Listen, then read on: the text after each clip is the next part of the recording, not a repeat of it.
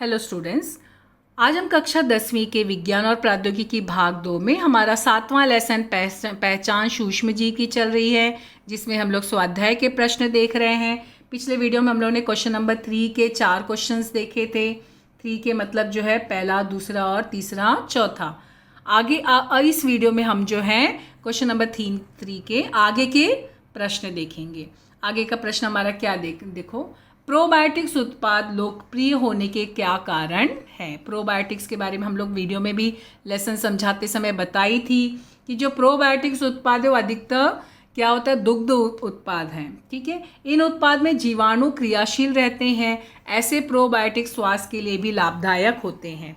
Probiotics के कारण क्या होता है, हमारे अन्न नलिका में उपयुक्त जो जीवाणु है उसकी संख्या में वृद्धि होती है।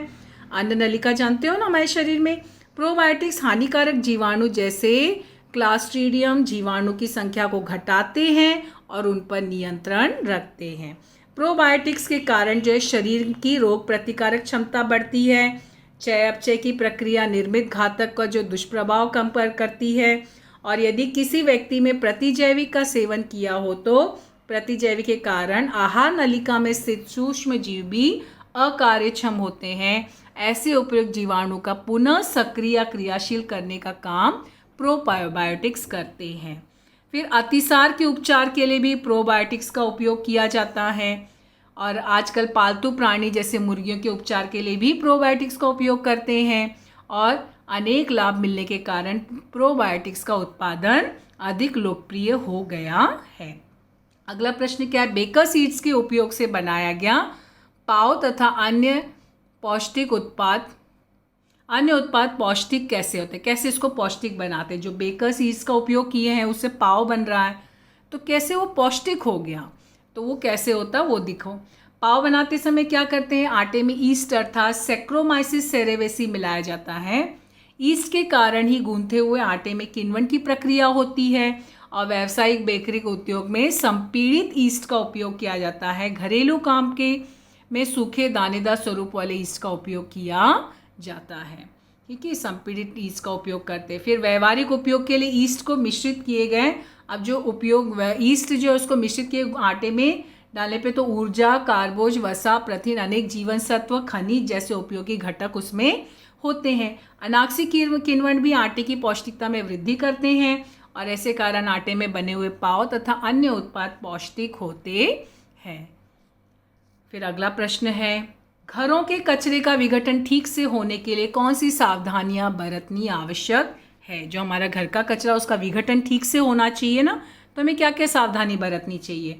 देखो, घर के कचरे में जैव अपघटनशील और जैव अनअपघटनशील जो है पदार्थ होते हैं। मतलब कुछ जो होते हैं जिसका जो है अपघटन होता है, कुछ ऐसे होते हैं जिसका अपघटन नहीं होता है। तो जैव अपघटनशील और जैव अपघटनशील कचरे को क्रमशः गीला और सूखा कचरा कहते हैं। तुमने देखा होगा ना, कचरे की गाड़ी आजकल जो है आती है, उसमें गीला कचरा, सूखा कचरा। और डस्टबिन भी आजकल देखो, गीला और सूखा कचरा दो अलग अलग डस्टबिन रहते हैं। इन दोनों प्रकार के कचरों को ठीक ढंग से अलग अलग करना चाहिए। मतलब हमें जो है बराबर से उनको अलग करना चाहिए। इस प्रकार के कचरे को अलग करने के पश्चात प्रत्येक प्रकार के कचरे को 2 भिन्न भिन्न पात्रों में भरकर देना चाहिए। वैसे बाकी जगह तो पता नहीं, हमारे यहाँ पे जो है जो कचरा वाला आता है उसके पास 2 डस्टबिन रहती है। वो हम लोगों को भी कहता है आपको गीला कचरा अलग रखना है, सूखा कचरा अगर एक में मिक्स किया तो कचरा वाला लेकर ही नहीं जाता है। बहुत सी जगह पे लोग जो है जागरूक हैं तो वो ध्यान देते हैं और हमें भी जागरूक रहना चाहिए। जैव अपघटनशील पदार्थों का पुनरुपयोग करना चाहिए, उन्हें पुनर्चक्रीकरण के लिए भेज दिया जाता है। और जो अपघटनशील पदार्थ प्राकृतिक रूप से अपघटित हो जाते हैं। तो इस तरह से कचरा व्यवस्थापन जरूरी है। इस पदार्थ की अपघटन प्रक्रिया घर में रखे हुए पात्र या पानी की खाली टंकी में भी की जा सकती है। जैव अपघटनशील पदार्थ के अपघटन के पश्चात बढ़िया खाद प्राप्त होती है। इस खाद को बनाने के लिए किसी खाली पात्र या टंकी में गीला जैव अपघटनशील कचरा भरकर उसे मिट्टी की परत से ढक देना चाहिए। पात्र जो है टंकी को हवादार स्थान या कमरे में रख देना चाहिए। कुछ दिन के पश्चात प्राकृतिक रूप से खाद तैयार हो जाती है। लेकिन फ्लैट में इतनी ये सब सुविधाएं इतना नहीं कर सकते ना, लेकिन जैसे जिसके बंगलोज है, गांव में भी तुमने देखा होगा लोग जो है कचरे की व्यवस्था करते हैं और खाद तैयार करते हैं। कभी कभी जैव अपघटनशील पदार्थ जैसे प्लास्टिक की वस्तुएं, कांच के टुकड़े, धातुएं, अनुपयोगी दीवार, ये सब जो है गीला कचरा में इसको नहीं फेंकना चाहिए। जो धातु की वस्तु है, दवाइयाँ हैं, प्लास्टिक है, ई कचरा नहीं जानते, जो इलेक्ट्रॉनिक सामान होता है, तो गीले स्थान पर नहीं फेंकना चाहिए। यदि गीले कचरे में विषैले पदार्थ, कीटनाशक दवाई मिला दी जाए तो गीले कचरे का प्राकृतिक अपघटन नहीं होता है। तो ये सब उचित सावधानी, घरेलू कचरे का उचित ढंग से अपघटन हम कर सकते हैं। फिर प्लास्टिक की थैलियों का उपयोग करने पर प्रतिबंध लगाना आवश्यक क्यों है? देखो, प्लास्टिक की थैलियों पे प्रतिबंध लगाया गया ना, क्यों जरूरी है? प्लास्टिक एक जैव अपघटनशील पदार्थ है, इसका अपघटन जल्दी होता नहीं। प्लास्टिक के अपघटन को कम से कम 10 लाख वर्ष लगते हैं। तो इसका मूल घटक का तत्व नहीं किया जा सकता, इसलिए प्लास्टिक सैकड़ों वर्ष तक यथावत बना रहता है, उसमें कोई भी परिवर्तन नहीं होता। उसको कहीं भी अगर फेंका जाता है तो प्लास्टिक के कारण पर्यावरण में ठोस कचरा प्रदूषण फैलाता है। अगर प्लास्टिक को जलाएं तो उसमें से विषैली गैस मुक्त होती है, और अगर यहाँ पर भूमि पे है तो भूमि भराव हो जाएगा। अन्य पदार्थ के अपघटन प्रक्रिया में भी वो विघ्न उत्पन्न करता है। यदि प्लास्टिक को हम जो है नदी नाले में फेंकते हैं तो जलाशय में फेंका गया तो प्लास्टिक वहाँ की जलीय परिसंस्था को प्रभावित करेगा।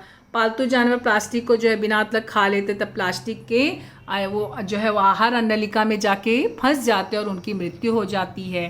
फिर गटर और पानी के निकास की पाइपें भी जो है प्लास्टिक की थैलियों से भरी होने के कारण वहाँ पे जो है गंदे पानी का मार्ग अवरुद्ध हो जाता है, और भारी वर्षा के कारण पानी की निकास न होने के कारण पूरा शहर जलमग्न हो जाता है।